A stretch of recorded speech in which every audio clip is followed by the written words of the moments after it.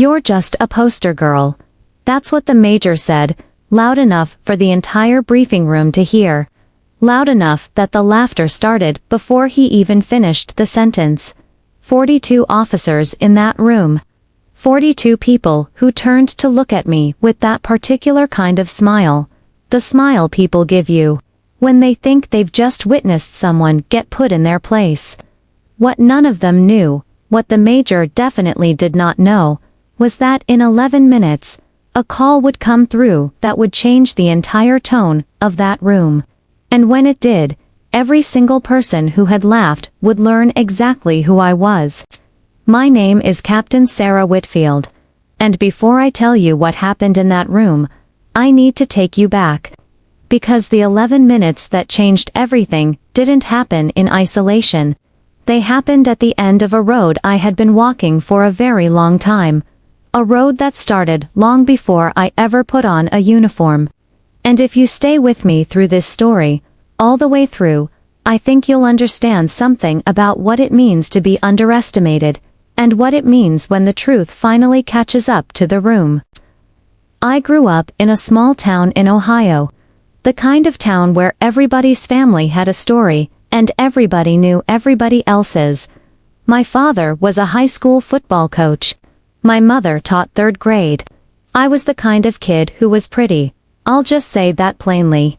Because it matters to this story, I was the kind of girl people described as pretty, before they described me as anything else. Pretty Sarah. Sarah with the nice smile. Sarah who should think about modeling. And for a while, that's exactly what happened. I did some modeling in high school, local stuff, mall catalogs, a few regional ad campaigns. It was fine, it was easy. People liked looking at me, and I got paid for it. And there's nothing wrong with that, except for one thing. It meant that for the first 18 years of my life, almost everyone I met formed their first impression of me based on my face, and almost nobody bothered to look past it. I want to pause here and tell you something important, because I think it's the key to this entire story. Being underestimated because of how you look, it does something to you. It's not just annoying. It's not just a minor inconvenience. It changes the way you move through the world. You learn, very early, that you have 2 choices. You can spend your life trying to convince people that there's more to you than your appearance. Fighting that battle, over and over, in every room, with every new person. Or you can stop fighting it entirely. You can let people believe whatever they want to believe, and you can simply do the work, quietly, and let the work speak when it matters. I chose the second path, and it shaped everything that came after. If you're enjoying this story so far, and if you want more stories like this one, about people who were underestimated and who let their work do the talking, please take a moment right now to subscribe to The Quiet Colonel and hit that bell. It helps more than you know, and there are so many more stories like this one coming. Now, back to Sarah. I joined the Air Force at 20. Not the Army, not the Navy, the Air Force, specifically because of something that had happened when I was 16 years old. My uncle, my mother's younger brother, was a pilot. Not military, commercial. He flew for a regional airline, but he used to take me up in small planes on weekends. Just the 2 of us, and he taught me the basics of flying long before I was old enough to drive a car legally. There was something about being in the air, something about the quiet and the control, and the way the whole world looked different from 3,000 feet, that I had never felt anywhere else. I decided, somewhere around 16, that I wanted to fly. Not as a hobby. As a life. The Air Force was the obvious path, but it was not an easy one. I want to be clear about that, because I think people sometimes imagine that becoming a military pilot is simply a matter of wanting it badly enough, and that is not true. The selection process is brutal. The physical and psychological screening is extensive. The academic requirements are intense. Flight dynamics, navigation, meteorology, systems engineering, more mathematics than most people study in their entire lives. And throughout all of it, throughout every stage of that process, I was very aware of one thing. I was a young woman who looked a certain way, walking into rooms that had, for most of their history, been filled exclusively with men who did not look like me. I remember my first day at officer training school. I remember walking into the classroom and feeling every set of eyes do the same thing, a quick assessment, a quick categorization, and then a quick dismissal. I could see it happening. I had seen it happen my entire life, so I recognized it instantly. The assumption that I was there for some reason other than the actual reason. The assumption that I would wash out, or that I had gotten in through some kind of quota, or, and this was the one I heard most often, usually not directly to my face, but close enough that I was meant to hear it, that I was there to improve the recruiting photos. I did not argue with any of it. I did not try to convince anyone of anything. I went to class, I studied, I flew, and I was good. I want to say that without false modesty, because false modesty is its own kind of dishonesty. And this story doesn't work if I pretend I was just an average student who got lucky. I was good. I finished near the top of my class in flight school. I was selected for fighter training, one of a very small number of women, at that time, to make it into that pipeline, and I excelled there too. By the time I finished my training and received my first operational assignment, I had logged more flight hours in advanced aircraft than most of my male peers, and I had done it while also fielding a constant, low-level hum of comments and assumptions about what I was really doing there. I learned to let it roll past me. Not because I didn't feel it, I felt every bit of it, but because I understood, even then, that the people making those comments were going to be proven wrong eventually, and that the proof would be far more powerful than any argument I could make. Arguments invite counter-arguments, results don't. My career took me places I won't describe in detail, for reasons that will become clear later in this story. What I can tell you is that over the following years, I flew missions that most people never hear about, in places that don't make the news, doing work that by its nature required complete discretion. I became very, very good at a particular kind of flying. A kind that involves precision under pressure, split-second decisions, and the ability to remain completely calm while everything around you is anything but calm. And through all of it, in nearly every new posting, in nearly every new unit, the same pattern repeated. New people would meet me. They would form their first impression, pretty, probably administrative, probably someone's assistant, definitely not a pilot, and certainly not the kind of pilot who did the work I actually did. And then, over time, usually not very long, that impression would crack. Sometimes it cracked quietly, just through working alongside me, and seeing what I could do. And sometimes, and this is the part of the story I want to focus on now, it cracked very publicly, very suddenly, in front of an entire room. That's what happened with Major Holt. I was assigned to a joint operations briefing. I'll keep the details general, because some of this remains sensitive even now. But the broad shape of it is this. It was a planning session for a multi-agency exercise.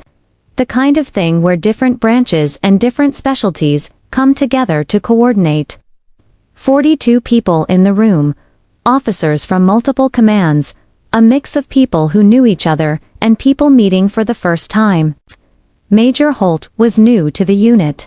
He had transferred in about 3 weeks before this briefing, and in those 3 weeks, I had had almost no interaction with him, a couple of hallway nods, nothing more.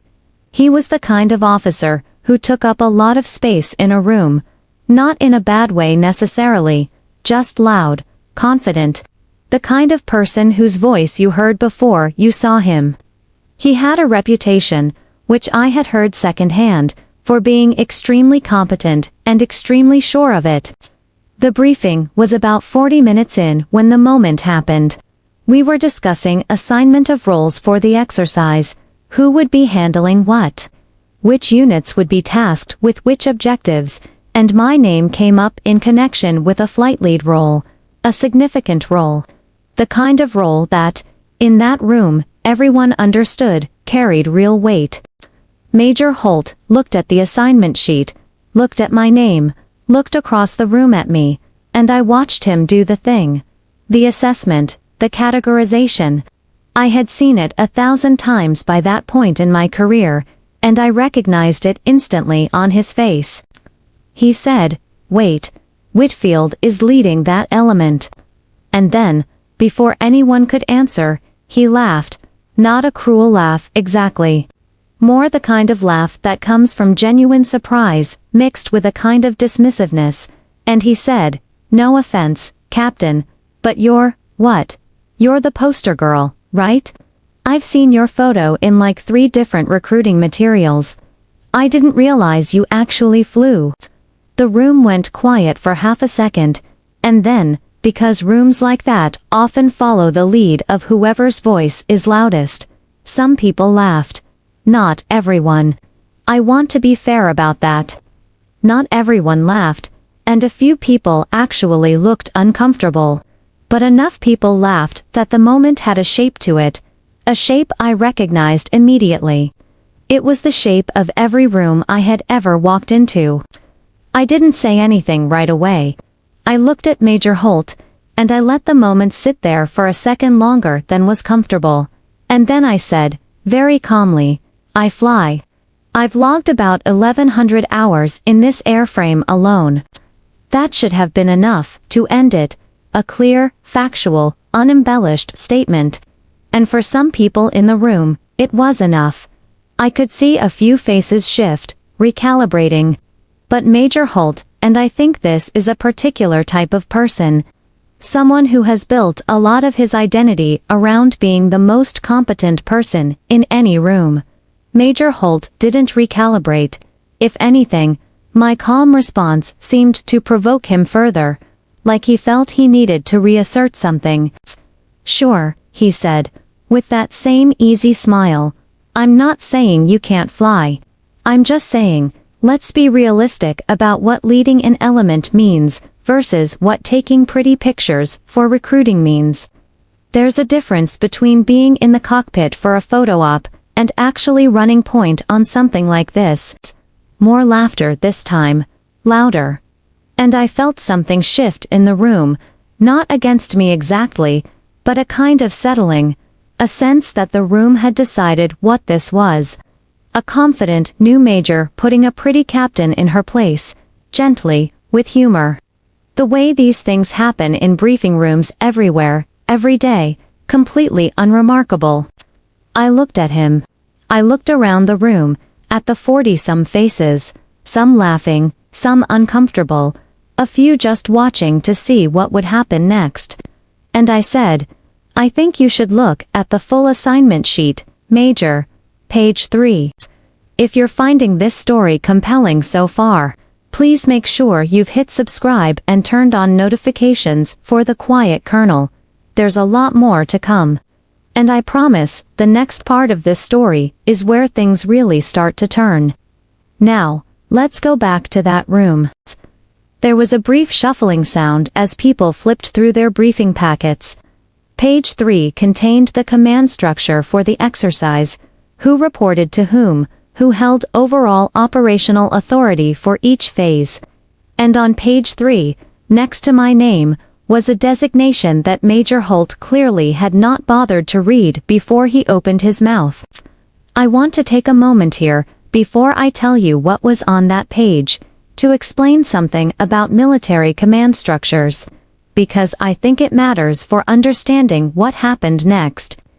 In most operational settings, rank determines authority in a fairly straightforward way.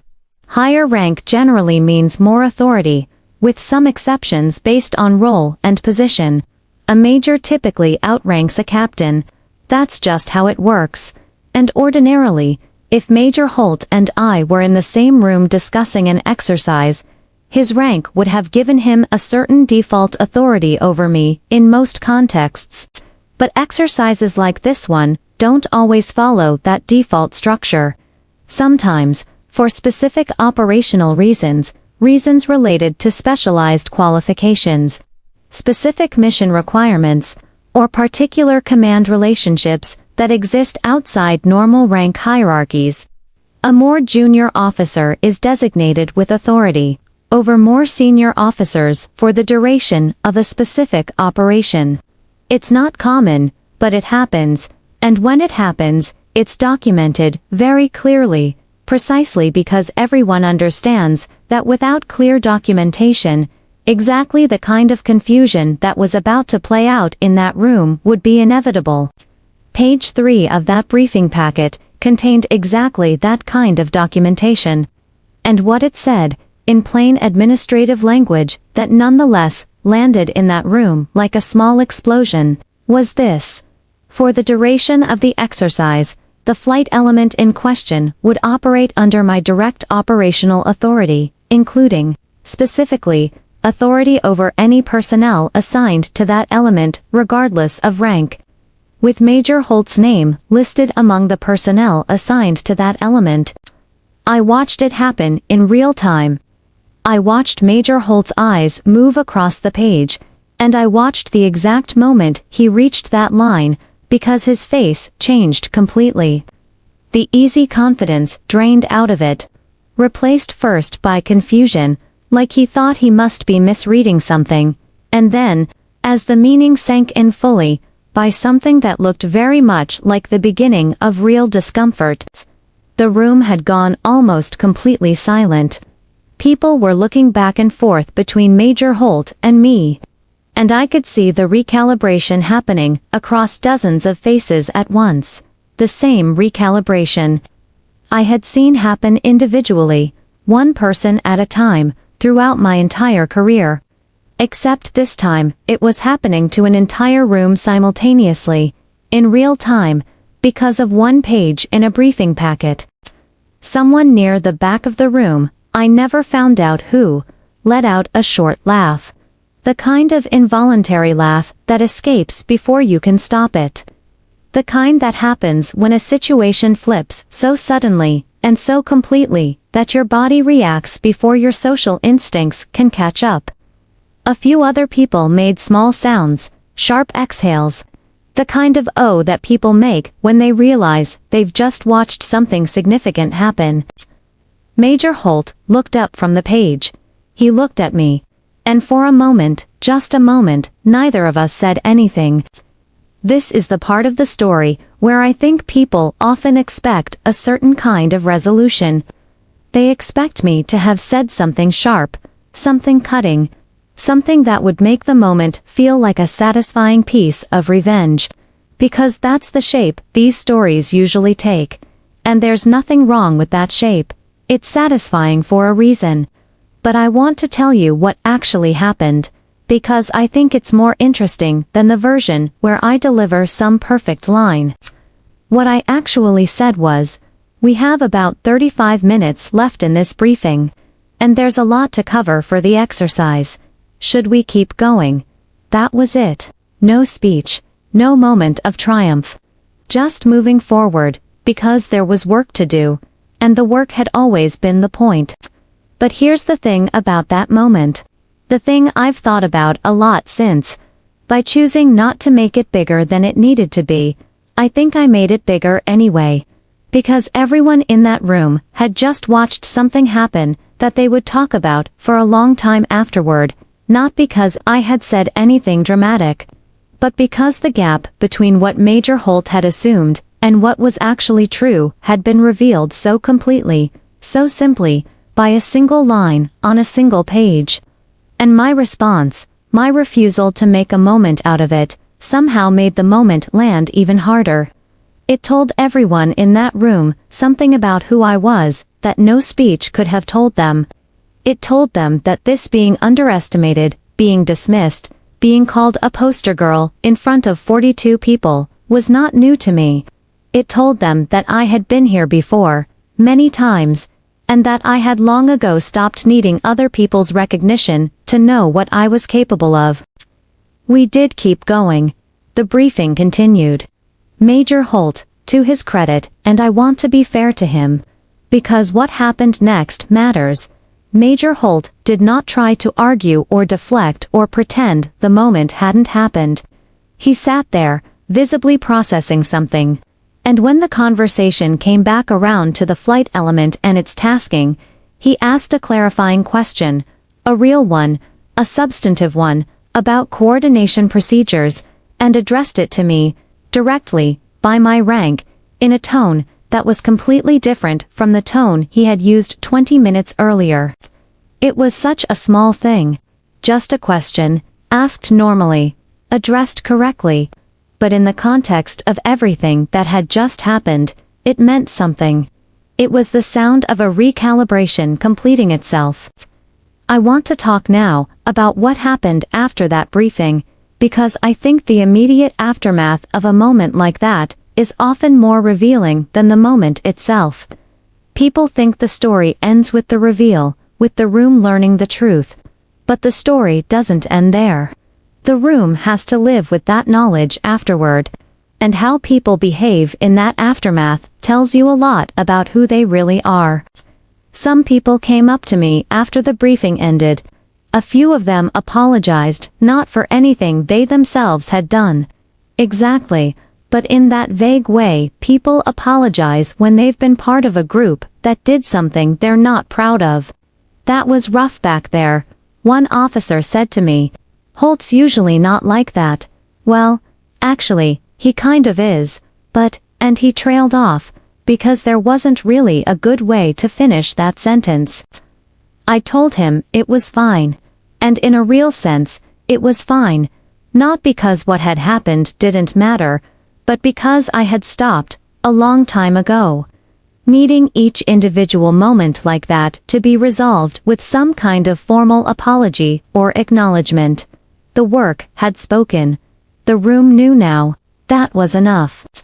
But there was one conversation after that briefing that I want to tell you about in more detail. Because it's the conversation that I actually remember most clearly from that entire day, more clearly, even than the moment in the briefing room itself. About 2 hours after the briefing ended, I was in my office finishing up some paperwork related to the exercise planning, when there was a knock on my door. It was Major Holt. I want you to understand that this was not a required interaction. Nothing about military protocol would have obligated him to seek me out. He could have simply adjusted his behavior going forward, the way most people do after a moment like that. A little more careful. A little more polite, never directly addressing what had happened, both of us simply moving forward, as though it hadn't occurred. That's the normal pattern. That's what almost always happens. He didn't do that. He stood in my doorway, and he said, "Can I have a minute?" I told him to come in. He sat down, and for a moment he didn't say anything. And I could see he was working through how to say whatever he had come to say. Finally, he said, "I want to apologize for what happened in there. Not just the command structure thing, which, obviously, I should have read the full packet before opening my mouth, that's on me. But the other thing, the poster girl thing. He paused. That was a genuinely bad thing to say, and I want you to know it wasn't really about you. I mean, it was directed at you, which is worse, in a way. But it wasn't really. I don't actually think you're not a real pilot. I think I have some kind of automatic, I don't know what to call it. Some kind of automatic assumption that gets triggered, and I make a joke before I've actually thought about whether the joke is fair, or true, or kind. And I did it in front of 40 people, to someone I'd never had a real conversation with, based on nothing, except based on nothing, honestly. Based on nothing at all. I listened to all of this. I want to tell you that I felt something complicated while I listened. Not anger. Exactly, because the moment itself had already passed and I genuinely had moved on from it emotionally. But something else. A kind of recognition, maybe. Because what he was describing, that automatic assumption, the one that fires before thought catches up to it. I had spent my entire life on the receiving end of exactly that thing, over and over, in dozens of variations, from dozens of people, most of whom never said anything afterward, most of whom never even seemed to notice it had happened. I told him I appreciated him saying that. And then I said something that I think surprised him a little, because it wasn't the response he seemed to be braced for. I said, "Can I ask you something? When you saw my name on that assignment and you made that comment in that moment, before you said it, did it feel like a joke to you? Like something funny was happening?" He thought about it for a long moment. "Yeah," he said. "It did. In the moment, it felt like an easy, obvious joke. Like everyone would get it, and it would be this light moment in a long briefing."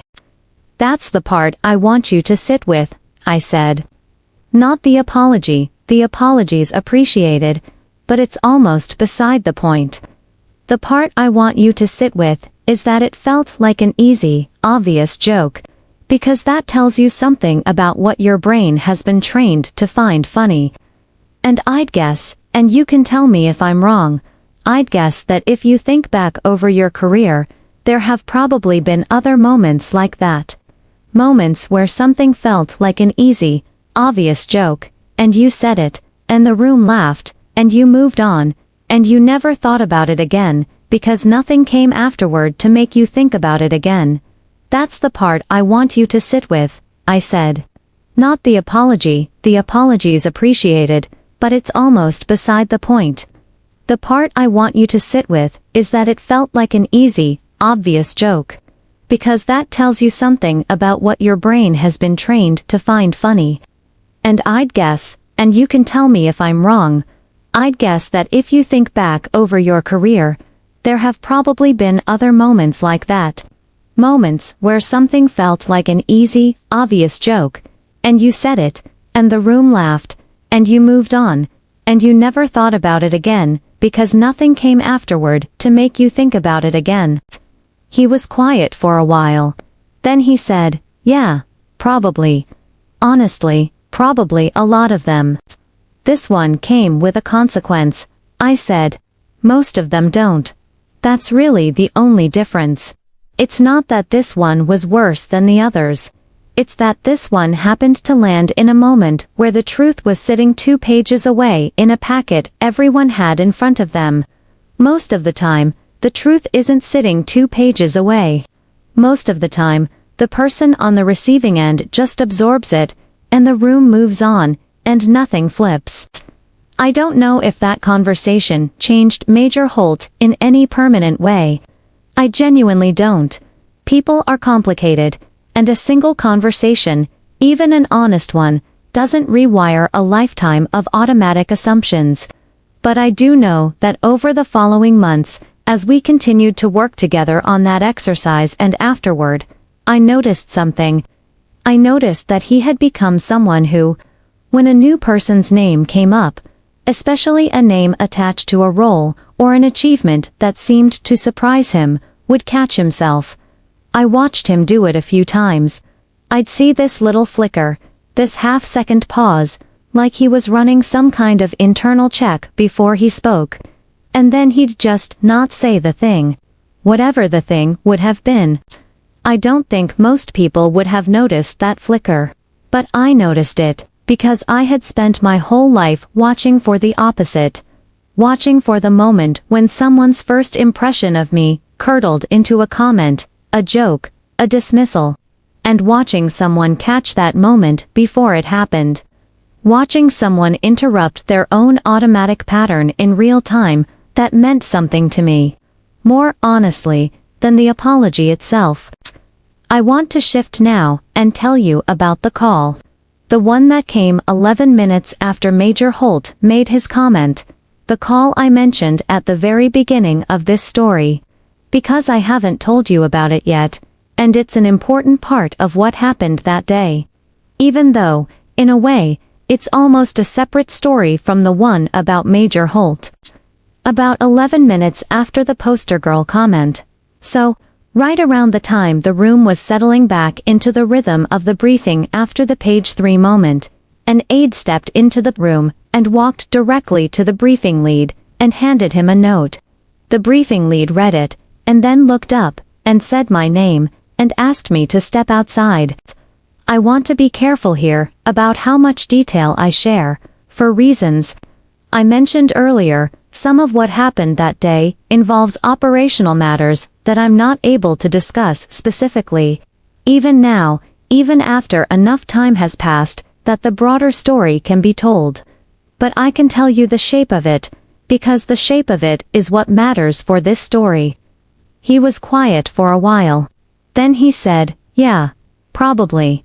Honestly, probably a lot of them. This one came with a consequence. I said. Most of them don't. That's really the only difference. It's not that this one was worse than the others. It's that this one happened to land in a moment where the truth was sitting 2 pages away in a packet everyone had in front of them. Most of the time, the truth isn't sitting 2 pages away. Most of the time, the person on the receiving end just absorbs it, and the room moves on, and nothing flips. I don't know if that conversation changed Major Holt in any permanent way. I genuinely don't. People are complicated, and a single conversation, even an honest one, doesn't rewire a lifetime of automatic assumptions. But I do know that over the following months, as we continued to work together on that exercise and afterward, I noticed something. I noticed that he had become someone who, when a new person's name came up, especially a name attached to a role or an achievement that seemed to surprise him, would catch himself. I watched him do it a few times. I'd see this little flicker, this half-second pause, like he was running some kind of internal check before he spoke. And then he'd just not say the thing. Whatever the thing would have been. I don't think most people would have noticed that flicker, but I noticed it. Because I had spent my whole life watching for the opposite, watching for the moment when someone's first impression of me curdled into a comment, a joke, a dismissal, and watching someone catch that moment before it happened. Watching someone interrupt their own automatic pattern in real time, that meant something to me, more honestly, than the apology itself. I want to shift now, and tell you about the call.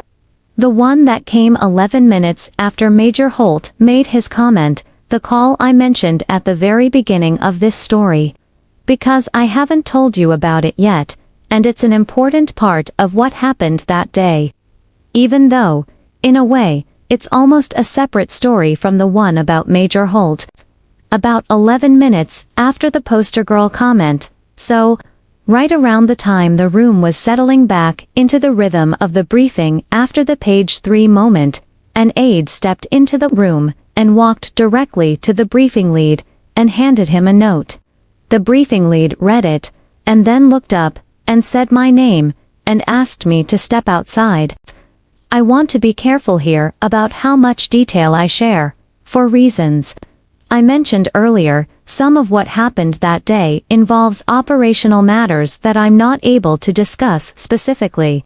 Even now, even after enough time has passed, that the broader story can be told.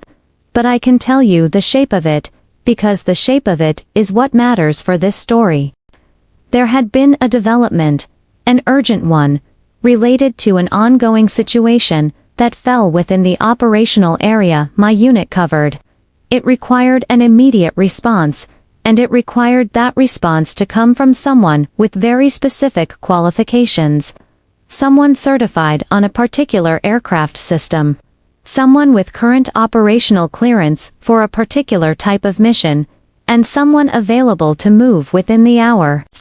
There were, in that entire facility, on that particular day, exactly 3 people who met all of those criteria.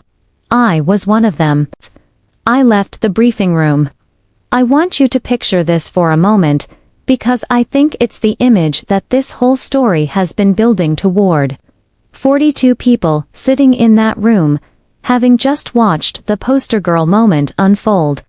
Having just recalibrated their understanding of who I was based on a line in a briefing packet, and then, 11 minutes later, watching me get pulled out of the room entirely, for a reason that none of them would learn the details of that day, but that every single one of them would understand, instantly, meant something significant. I changed. I briefed. I was in the air within 50 minutes of leaving that room. I'm not going to describe the mission itself, not because it's not interesting, but because it genuinely remains the kind of thing that doesn't get described, even now. What I will tell you is that it went the way it needed to go. That's really all I can say, and honestly, in the world I worked in, it went the way it needed to go is usually the best outcome anyone hopes for. Nothing dramatic in the retelling, just the work got done the way it was supposed to get done, by the people who were supposed to do it. I came back to the facility late that night, well after most people had gone home. The building was mostly empty. I remember walking through those quiet hallways, still in my flight gear. Completely exhausted in the particular way that comes after a mission like that. Not just physically tired, but tired in a deeper way. The kind of tired that comes from hours of sustained focus and adrenaline finally draining out of your system. And I walked past the briefing room where, 14 hours earlier, Major Holt had called me a poster girl in front of 42 people. The room was empty, the lights off, chairs pushed in. The whole space returned to its ordinary, unremarkable state, just a room. Like 1,000 other rooms, where 1,000 other meetings happen every day. And I stood in the doorway for a moment, looking at it, and I thought about something that I want to share with you, because I think it's the actual heart of this story, more than the poster girl line, more than the page 3 reveal, more than any of it. I thought about how many rooms like that I had walked into over the course of my career. How many times I had felt that same assessment happen, the quick look, the quick categorization, the quick dismissal. And I thought about how, for most of my life, those moments had felt like obstacles, things to get past, things to push through on the way to doing the actual work. But standing in that doorway that night, I realized something slightly different. I realized that those moments, all of them, the comments and the assumptions and the dismissals, they had never actually been obstacles to the work. They had just been noise around the work. The work itself had never been affected by any of it. Every flight hour I had logged regardless of what anyone in any room thought about me. Every qualification I had earned through the same process everyone else went through, evaluated by the same standards. None of that had ever depended on anyone's permission or recognition. The poster girl comment, the laughter, the assumptions, none of it had ever been real, in the sense that none of it had ever had any actual bearing on what I could do, or had done. It was just noise, loud, sometimes hurtful noise, but noise. And the work, the actual, real, documented, undeniable work, had been there the entire time. True and solid and unaffected, waiting for the moment when the noise would have to confront it. That's what happened in that briefing room. The noise met the work, and the noise lost, the way noise always eventually loses to something real, if you just give it enough time. I want to talk for a few minutes about something a little different now. About the broader pattern of what it's like to be a woman in a role like mine, because I think this story, while it's about one specific moment, with one specific person, is really about something much bigger that a lot of people experience, in a lot of different forms, and I think it's worth talking about directly. The poster girl comment was extreme in its specificity. Most people don't get called a poster girl to their face, in front of 40 colleagues. but the underlying assumption behind it, the assumption that a woman's presence in a demanding, traditionally male-dominated role must somehow be explained by something other than competence. That assumption is incredibly common, and it shows up in much smaller, much quieter ways, every single day, in all kinds of professions. It shows up when a woman walks into a meeting and is assumed to be the assistant rather than the lead. It shows up when a woman makes a technical point and is met with polite confusion. And then a man repeats the exact same point 30 seconds later and is met with nods. It shows up in the small, almost imperceptible ways that credibility gets distributed differently to different people in the same room, based on nothing except who they appear to be before anyone has had a chance to learn who they actually are. I've talked to a lot of women over the years, in the military, and outside of it, about this exact pattern. And one thing that comes up again and again is this feeling of having to choose. Constantly, in every new room, between two unappealing options. Spend energy trying to establish your credibility up front, before anyone has any reason to doubt it, which can come across as defensive or overly assertive. Or let it go. Let the assumptions sit there unchallenged, and trust that eventually, through the work itself, the truth will become clear. I chose the second option, for the reasons I've described. But I want to be honest about something. I don't think that's the only valid choice. And I don't think it's necessarily the right choice for everyone, in every situation. There's a cost to letting assumptions sit unchallenged. The cost is that, in the meantime, in all the time before the truth becomes clear, you're operating in a room that doesn't fully see you, doesn't fully credit you, sometimes doesn't fully listen to you, that has real effects. It can affect what opportunities come your way, what your input is weighted as worth, how seriously your concerns are taken in the moment they're raised, not just retroactively once your credentials become known. I was, in some ways, lucky. My work was the kind of work that eventually became undeniable in pretty dramatic, visible ways. Page 3 reveals. Urgent calls that pulled me out of rooms.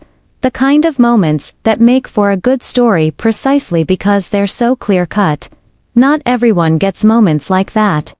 A lot of people do excellent work their entire careers without ever getting a single dramatic, undeniable moment that flips a room's perception all at once.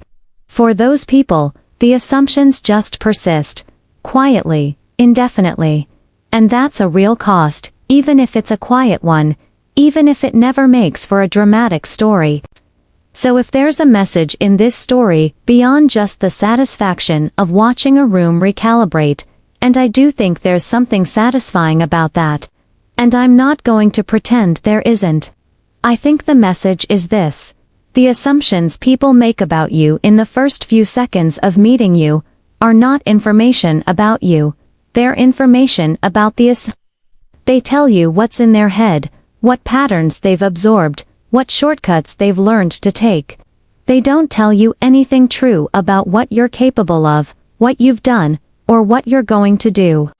And if you're someone who has spent a lot of your life on the receiving end of those assumptions, if you've walked into rooms and felt that quick assessment happen, felt yourself get categorized before you'd said a word, I want you to know that the gap between what people assume about you and what's actually true about you is not a problem you need to solve in every room, every time, immediately. Sometimes it is a gap that the work itself will close, in its own time, in its own way. Sometimes it closes quietly, person by person, over months or years. And sometimes, not often, but sometimes it closes all at once, in front of 42 people, on page 3 of a briefing packet. 11 minutes before a phone call changes everything. If this story resonated with you, if you've ever been in a room like that, ever felt that assessment happen, ever had your own poster girl moment, in whatever form it took for you, I'd really love to hear about it in the comments. These stories matter to me, and I read every single one. And if you know someone who needs to hear a story like this today, someone who's been underestimated, someone who's been made to feel small in a room, please share this video with them. I want to tell you about one more thing before I close this story, because I think it adds something important to everything I've described so far. Because here's the thing about rooms, they're temporary. The people in them, their assumptions, their laughter, their categorizations, all of that is temporary, a snapshot of one moment in time, based on incomplete information. But the work, the real, accumulated, documented truth of what you've done, and what you're capable of, that's not temporary. That persists. It's there before the room forms its assumptions, and it's still there after, unaffected, waiting. Sooner or later, in one form or another, the room catches up to the truth. Sometimes it takes 11 minutes. Sometimes it takes years. But it happens. It almost always happens. And when it does, when the room finally catches up, you don't need to do anything dramatic. You don't need a speech, or a perfect line, or a moment of triumph. You just need to keep doing what you were always doing. The work will have already said everything that needed to be said. My name is Captain Sarah Whitfield. I've logged thousands of flight hours in some of the most demanding aircraft in the Air Force's inventory. I've been called a poster girl, an administrative assistant, someone's wife, someone's girlfriend, and on one memorable occasion, a flight attendant, all by people who had never seen my service record, never asked about my qualifications, and never imagined that the woman standing in front of them might be exactly the person the room needed. They were wrong every time. And every time, eventually, the room learned. If you've made it this far, thank you for staying with this story all the way through. If it meant something to you, please take a moment to like this video. Leave a comment telling me about a time you were underestimated and what happened next, and share this with someone who needs to hear it. And if you haven't already, subscribe to The Quiet Colonel. There are so many more stories like this one. And I'd love for you to be here for the next one. Thank you for watching. I'll see you in the next story.